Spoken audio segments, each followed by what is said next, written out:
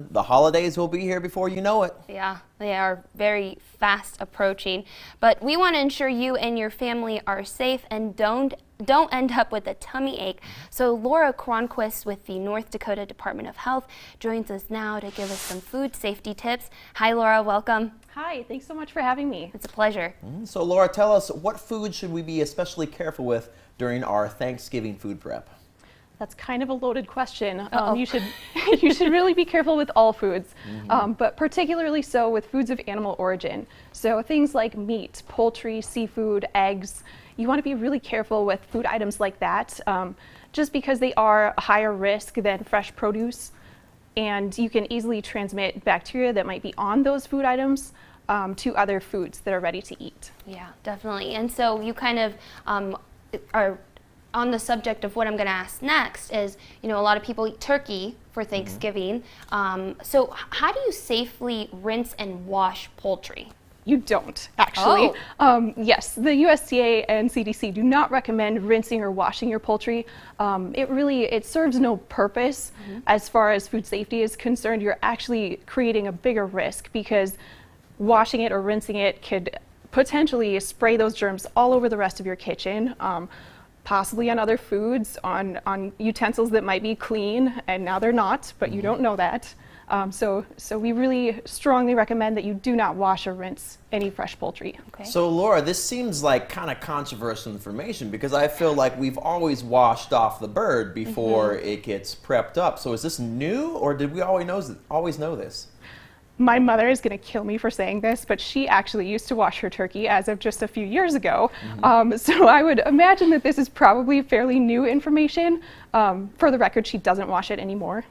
Sorry, Mom. Okay.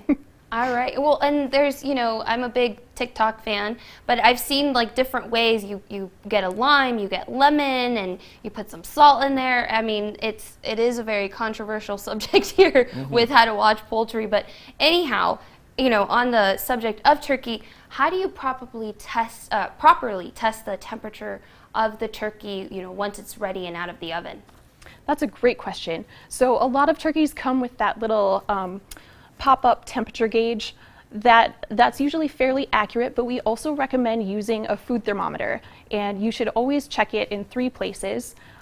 So the innermost part of the thigh, the innermost part of the wing, and then also the thickest part of the breast is usually where the turkey is going to be coldest. So that's where you want to check the temperature. Even after that little pop-up indicator goes off, be sure to use a food thermometer. Okay. So Laura, you said we got to take care of all of our foods here, not just the meat products. But so I like to have that nice big tray of veggies and relish out all day long. Can I not be doing that, or is that safe? You probably shouldn't have a big tray out. You could have smaller plates out one at a time. It's really best to keep that food cold. So if you do have it sitting out, create some kind of an ice bath or an ice tray for it. You can even just have a casserole dish full of ice water and then set the plate on top of that, and that will properly chill your fruits and veggies.